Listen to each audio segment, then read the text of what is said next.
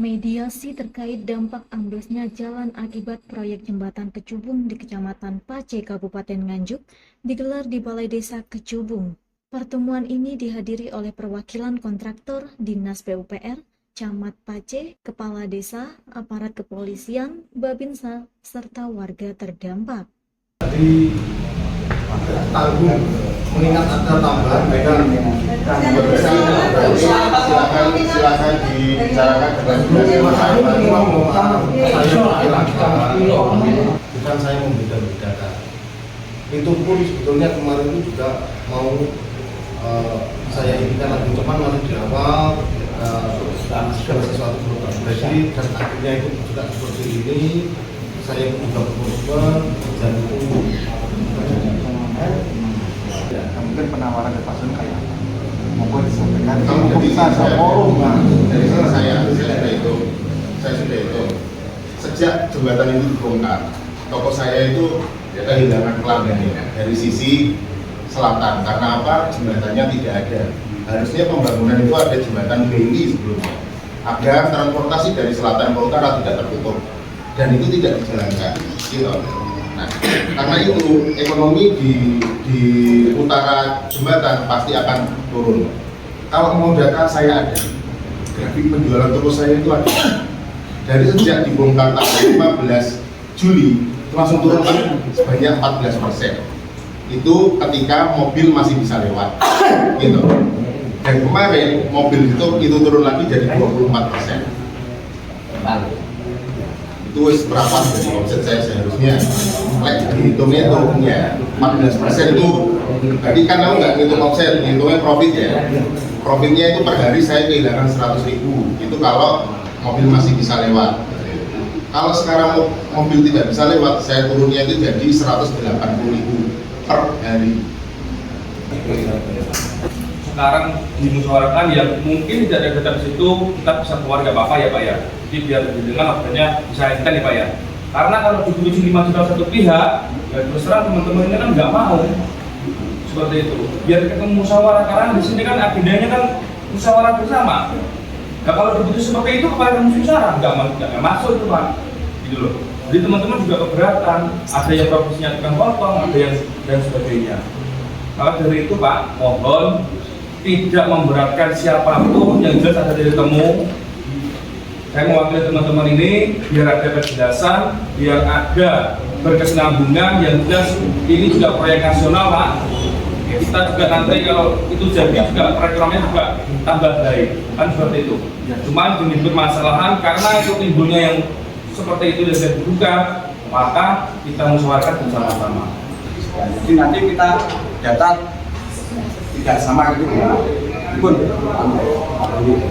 Kalau saya tuh gampang, aku malah mikir apa sih betul kompensasi, ayo betul bareng-bareng aja.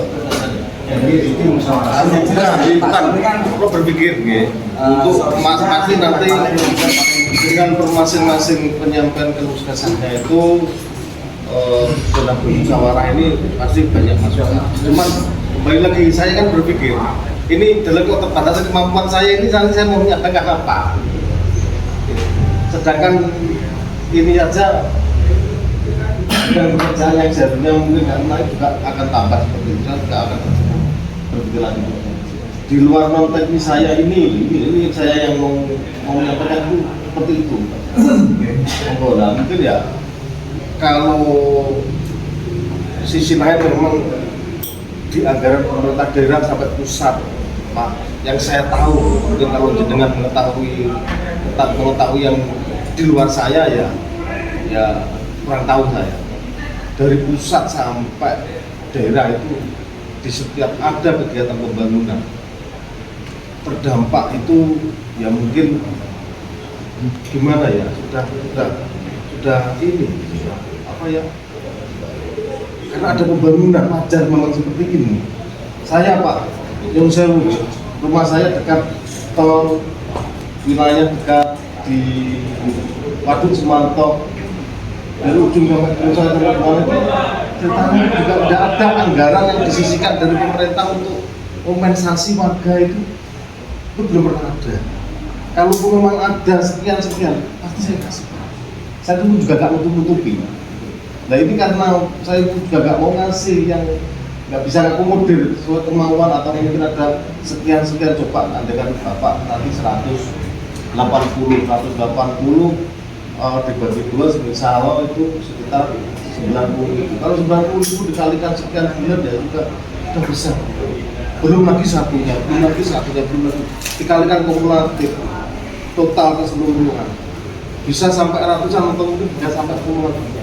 Dan di sini saya itu berpikir tadi apa ya solusinya. Jadi ya saya ini juga tidak bisa jawab andaikan tadi itu. Makanya tadi saya memutuskan mungkin bukan kompensasi gitu, uang dikatakan uang lulah atau uang jenuh aja, sepatnya hanya seperti itu. Kalau ini dengan bahasa kompensasi itu juga saya paham itu tidak mencukupi. Terus mau saya ambilkan dari mana? Yang tak kasihkan ke jenengan. Mungkin mohon maaf, keterbatasan saya seperti itu. Tapi komitmen saya pekerjaan tetap jalan, maksudnya itu mau saya percepatkan, saya percepat. Sesuai dengan tahapan-tahapan perlakuan konstruksi per masing-masing item. Akan saya cepat, akan saya percepat. Manakala di setiap pembangunan jembatan otomatis ya seperti ini, otomatis saya pasti apalagi sangat berdekatan dengan raya, tidak ada space-nya sama sekali. Jadi mau gimana konstruksi itu bisa diterapkan kalau tidak juga di keselamatan yang lain itu memang diamankan untuk sementara. Saya tidak bisa mengkalkulasi berapa kecil. Mungkin Mas Sony meminta perlakuan lebih. Oh itu pribadi beliau.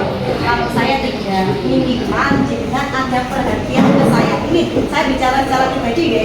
Ini pribadi saya nggak tahu yang lain. Jadi saling memahami, saling menerima ya. Kalau terdampak itu pastilah. Kalau mau terdampak ya mau saya mau terdampak itu saya sudah terdampak. Tapi bagaimana kita saling memahami kondisi ini? Di sini kan paham kondisinya kontraktor juga paham kondisinya ini. Saja.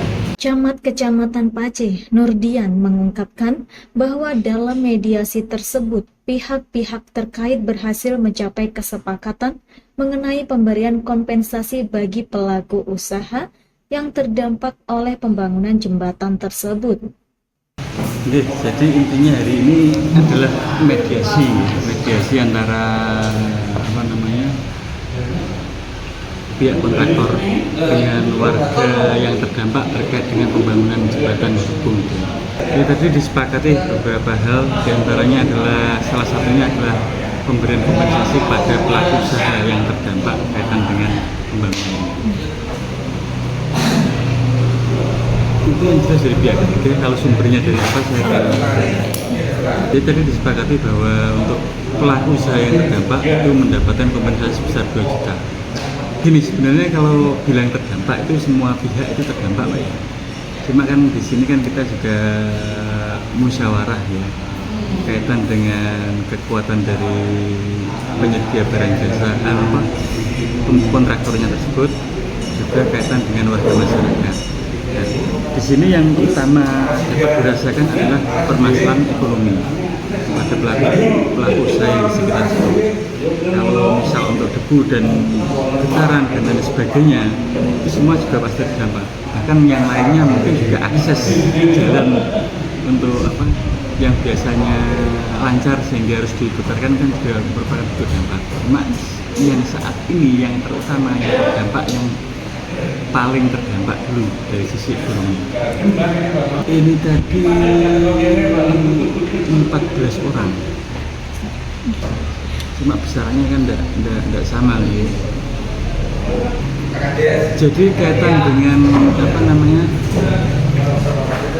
usahanya yang penting itu pelaku usaha atau hanya misal ketempatan material dan lain sebagainya.